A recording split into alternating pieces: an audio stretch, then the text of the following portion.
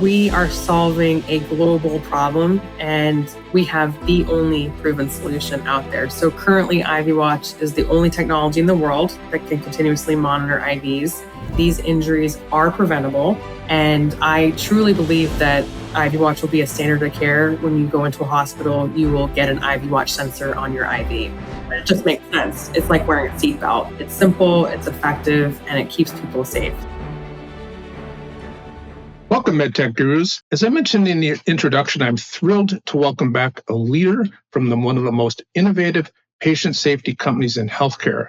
Joining us is Dr. Jaclyn Lautz, Chief Operating Officer at IV Watch. Jaclyn brings over a decade of experience in healthcare operations, strategy, and leadership. Before becoming COO at IV Watch, she held senior roles in scaling MedTech organizations and building operational frameworks that drive global growth. Her expertise includes navigating complex regulatory landscapes, leading cross-functional teams, and aligning innovation with patient safety outcomes. You may recall the company IV Watch. We had their founder, Gary Warren, on episode 265. And since that episode, IV Watch has achieved significant milestones, including market authorization in the UK, Ireland, and Europe under the EU MDR CE mark for detecting iron extravasation events. This patented Smart Touch sensor technology is now a standard of care in several UK hospitals, dramatically reducing extravasation injuries. With nearly 70 patents worldwide and use in over 60 clinical environments globally, IV Watch is redefining how hospitals approach IV safety. Jaclyn's role in driving this international growth and operational excellence makes her an ideal guru to share insights into scaling innovation, building global partnerships, and maintaining a culture of patient-first innovations. Hey, Jaclyn, are you ready to be our guru today? Absolutely. I'm excited to be here. Thanks, Tom. We're excited to have you. So tell us something fun or interesting about yourself or your family so we can get to know you a little better. Sure. So I think my passion for MedTech came at a very, very young age. I used to go to math and science camps in middle school. I had a phenomenal math teacher in high school that encouraged me to go to an engineering camp, one of my high school summers. And it sort of paved the path for me moving forward. I was really excited about not just engineering and solving problems, but I love the idea of working in the biomedical engineering world where you're not just solving problems, you're improving patient outcomes globally. And I decided to go to Boston University for my biomedical engineering degree. And I had a wonderful experience there, being exposed to new technologies and just being in a city with innovative hospitals. It really exposed me to a lot of positive things. I also had an incredible advisor and mentor there, Dr. Joyce Wong. I worked in her lab, but she was also my academic advisor as well. And I remember one time we were working on an NIH grant for some of our research, and she looked at me and she said, "Isn't this so much fun?" And she meant it. And for me, being an undergrad and being exposed to that type of professional that not only was passionate about what she did, she was an engaged, active mother. I really looked up to her quite a bit, and just how much fun she had as well. And I have two little girls now, both under 4 years old.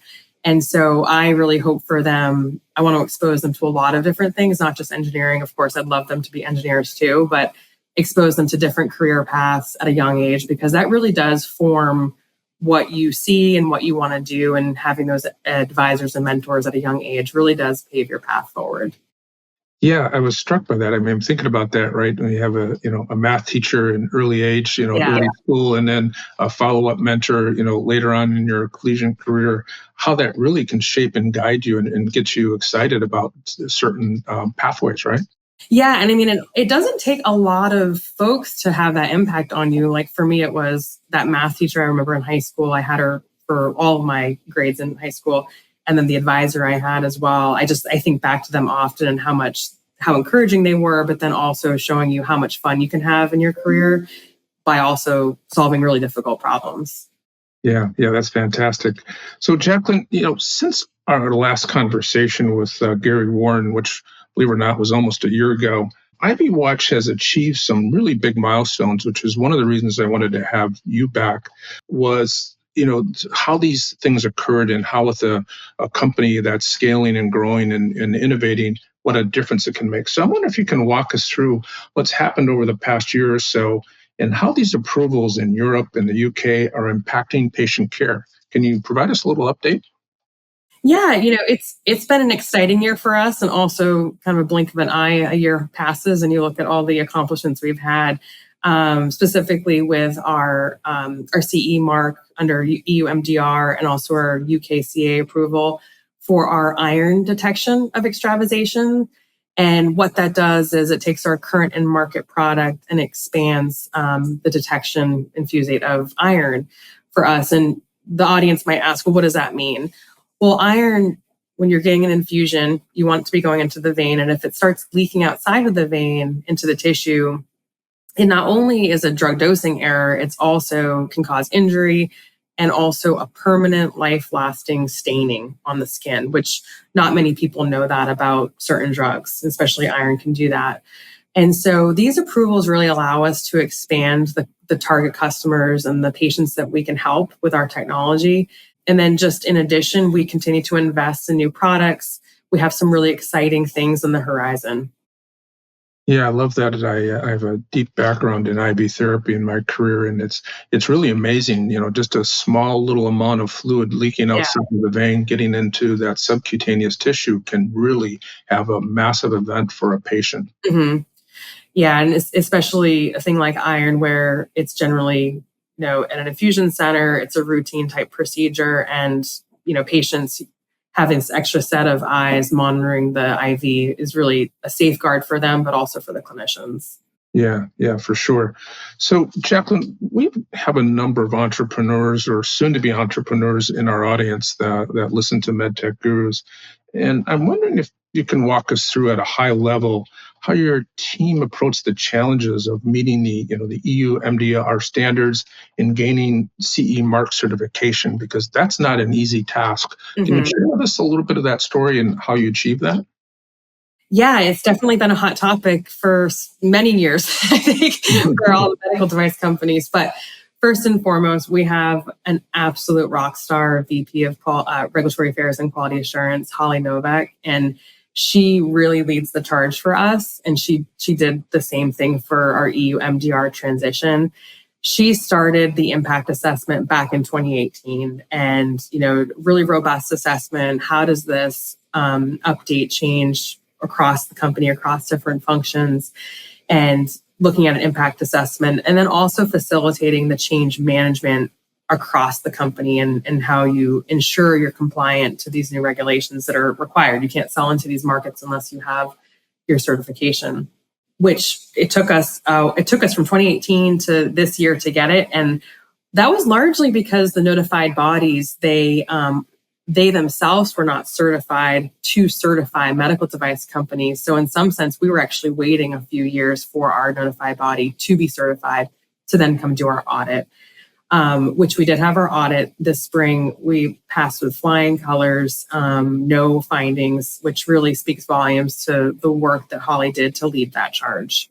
It's very similar to how we approach any type of standard or regulation change. Generally, they're not as extensive as an EU MDR type transition, but we really have embedded in our processes to look at new regulations and standards, perform a robust impact assessment, define the execution plan, and then move on to a change management process. And it's required, for a medical device, especially to be successful. And you're not just checking the box, you're not just updating your procedures.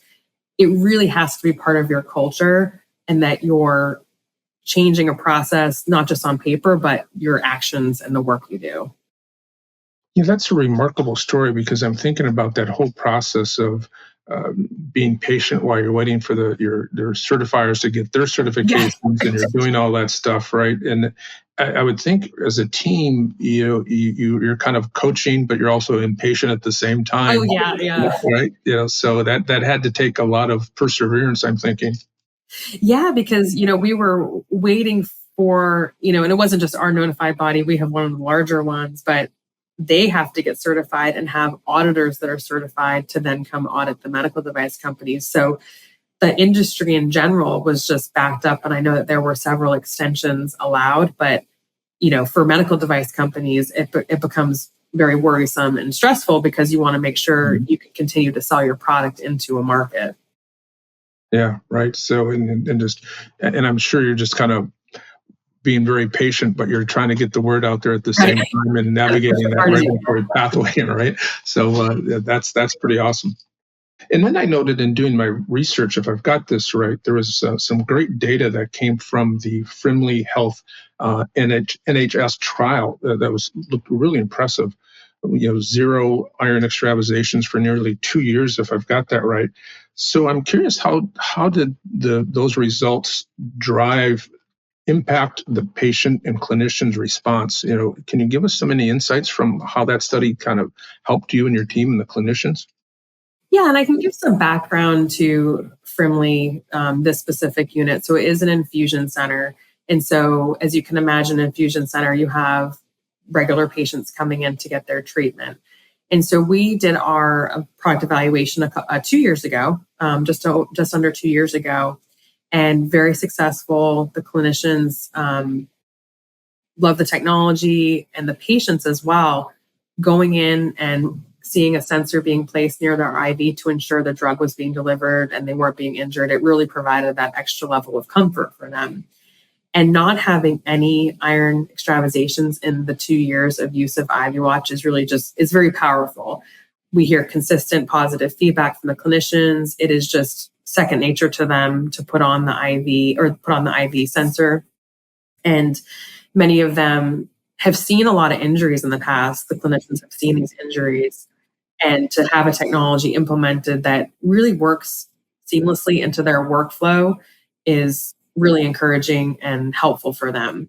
And as I mentioned, the patients that come in, they're regular patients. So if IV Watch were ever to be pulled from that type of infusion center, they'd say, well, where's my IV Watch? I want that on my IV, because I would as well if I were getting routine IV infusions. Yeah, that's fantastic. And building on that a little bit too, because I just came across a new study, I think, that was just recently published in the British Medical Journal. And if I've got this right, the study demonstrated a major reduction in severe IV injury for newborns, which is amazing. And maybe at a high level, share with our gurus out there a little bit about the study and really what it means for the clinicians and patients they serve. Yeah, sure. So this is a publication that is really hot off the press. It was just released a few days ago, and it was published by vascular access expert Roland Van Rens. And the study was a retrospective study looking at 4 years of peripheral IV infusion data. And so it looked at over 30,000 IVs that were broken into 2 cohorts of data. So the first cohort of 2 years was conventional IV assessment methods. So what that means is using touch, look, compare, using the clinical assessment, go in, do the routine checks. So that was one cohort. In comparison to the second cohort, which was conventional methods plus IV Watch. So adding that seatbelt, adding that continuous monitor. And what the data showed was there was a significant reduction of the injuries that occurred in this patient population. And so what it really tells you is if you add in continuous monitoring technology, you can reduce the severity of these extravasations. IV Watch doesn't change the number of events that happen. We detect early. So we detect before the injury progresses, before there's significant costs associated with these types of injuries. And that's the whole point of the product, is that you're detecting early and you're doing something about it before they progress to an injury type situation. And this is really powerful data. This is a question that we get a lot from customers as well. How much does IV Watch help with severity? And this really proves that in this paper. So I recommend everyone listening to take a look at that paper. Yeah, that's phenomenal. Again, with my background in IV therapy, those things are you really can't prevent them, but it's that early detection. Yeah. Especially like newborns or the elderly, I would think too, when you've got very elastic tissue, right? So they can run for a long time if nobody's really watching them. Yeah, exactly. Yeah. So Jaclyn, just shifting the conversation a little bit, you're working as a COO, and for our gurus out there, thinking about global expansion, scaling globally, what have been some of your key strategies for scaling your operations and supporting international adoption in such a complex healthcare environment with all these various systems and all these various cultures? Can you provide us some insights there? Yeah, sure. So we're still a young company, and one of the biggest key strategies we have is to create very focused, repeatable processes. So when you're a young company and you're scaling, you always have to keep in the forefront: is this scalable? Is this scalable to sell into 10 countries, 20 countries, 30 countries? And sometimes that can be challenging. You might have to accept you have sort of a process that works now, but you need to work your way to something that is expandable to international markets. And something that we've learned, and one of our biggest lessons, is to really focus on specific regions. Right now we have approvals to sell into 16 countries, but we've made the decision to focus on 3 key markets: US, UK, and Middle East. And you have to make those difficult decisions. As much as you want to go wherever the customer demands your product, you have to be very thoughtful in where you're expanding, how you develop your processes, but keep that focus so that you are, showing region by region that you can be successful. I would think keeping that focus has got to be a challenge, right? Because so many of us in healthcare and innovators, we get that shiny object syndrome. Yeah. So have you found that to be a challenge, or are you just really dedicated to staying in that lane? Yeah, it certainly can be a challenge, especially where our product is a solution that applies globally. IV infiltration extravasation is a global problem. The hospitals in the US, the hospitals in Australia, you look across the world, this problem occurs. So our product is applicable in anywhere. So it can be challenging because you can have different stakeholders and different parties that really want to pull in your product. But, we really want to stay at the forefront of being focus on your regions. You can only do so much in a day with the amount of people you have. And that's really helped us move the needle. Yeah, fantastic. And your team at IV Watch is really widely recognized for its innovation. If I've got this right, I think you and your team have something like 70 patents, and it's probably maybe even a little more by now. So from your standpoint, how do you foster a culture of innovation like that within a company?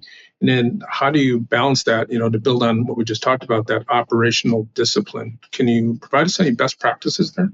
Yeah. So innovation for us, it's something that we nurture, not just in R&D, but really across the company. I mean, our product is a very innovative solution to, as I mentioned, a global problem. And the way we tackle problems, we really are creative, we collaborate, and we always want to challenge that status quo. So, Jaclyn, for our gurus out there, they're very interested in innovative companies, and IV Watch is widely recognized with innovation. I think you've got nearly 70 patents, or maybe even a little bit more than that now. So I'm wondering, building on what we just talked about, how do you foster that culture of innovation and at the same time balance that with operational discipline? Can you share some best practices with us? Yeah, sure. So innovation for us is something that we really do intentionally nurture at IV Watch.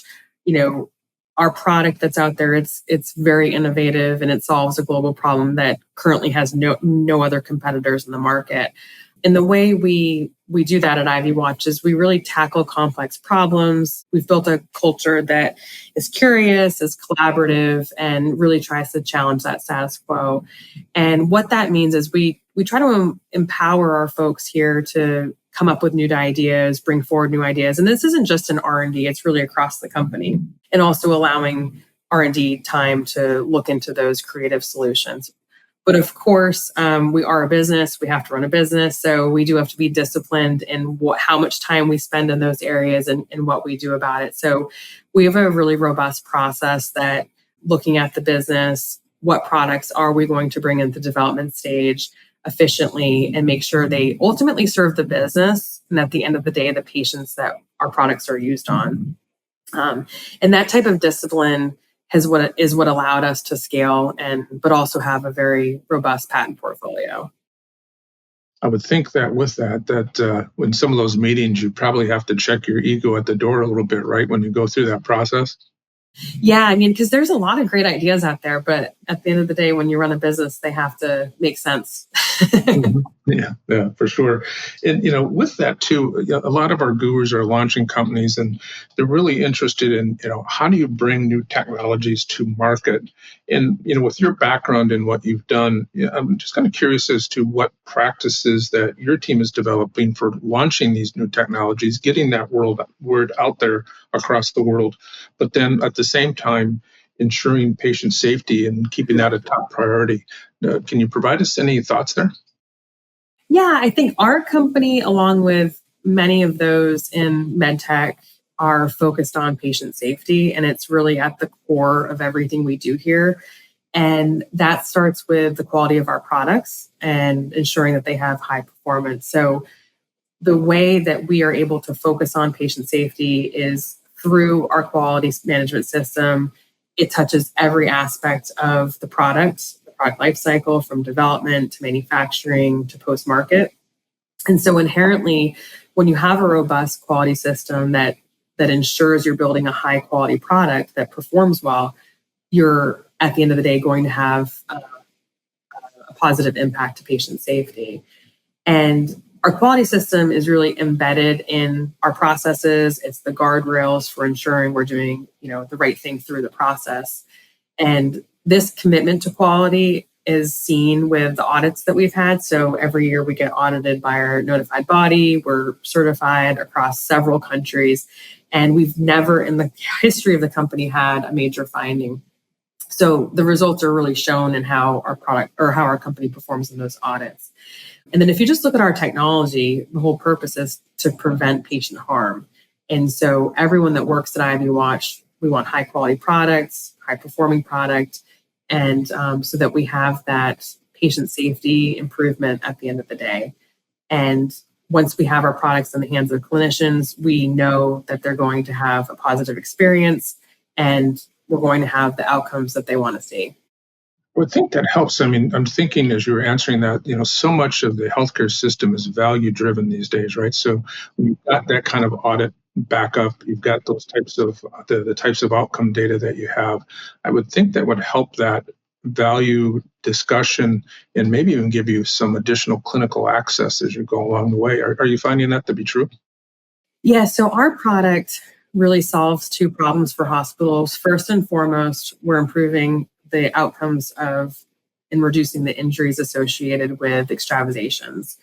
Second, there is significant cost associated with extravasation injuries. So our product checks the box from a clinical safety perspective, but also from an ROI, that if you implement IV Watch, you're not only going to improve your patient outcomes, you're also going to save a lot of money by implementing IV Watch. Yeah, fantastic. So, Jaclyn, this really seems like a very exciting time for IV Watch. So, as we start to wrap up here, what's the one key takeaway you'd like our listeners to remember about your journey and the mission of IV Watch? Yeah, I think first and foremost, we are solving a global problem and we have the only proven solution out there. So currently, IV Watch is the only technology in the world that can continuously monitor IVs. And at the end of the day, these injuries are preventable. And I truly believe that IV Watch will be a standard of care. When you go into a hospital, you will get an IV Watch sensor on your IV. And I can envision someday that my friends, my family, my coworkers will go into a hospital, they'll get an IV, and it will have an IV Watch sensor quietly doing its job. And if you think about it, it just makes sense. It's like wearing a seatbelt. It's simple, it's effective, and it keeps people safe. So it really is a no-brainer. Yeah, that's fantastic. So, Jaclyn, first of all, I'd like to thank you and acknowledge you for all the insights that you brought to us today as our guru. If somebody wants to learn more about IV Watch or yourself, how do we find out more? Is there a website? Are you on LinkedIn? How do we learn more here? Yeah, so the best way to learn about IV Watch is on our website, but I encourage everyone to follow us on LinkedIn.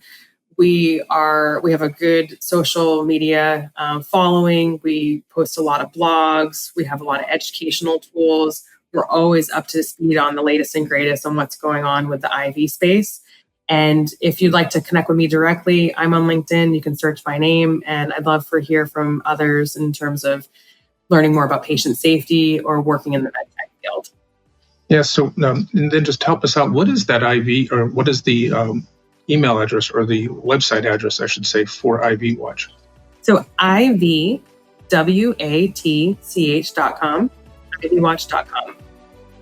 Oh, that's fantastic. So Jaclyn, once again, I'd like to thank you for all the insights and expertise that you brought as our guru today. Thank you so much, Tom. Thank you. Thank you for listening to MedTech Gurus. I am Sylvester Harris, your MC. If you want to learn more about Tom and his consulting services, you can go to www.pctmedical.com or email Tom at tom@pctmedical.com. Now, I can be reached at Sylvester Harris, that's SylvesterHarris 5048@gmail.com, and I'd be pleased to discuss any voiceover work that you may want for your company or broadcast. Hey, thanks so much for listening, and catch us on the next episode of MedTech Gurus.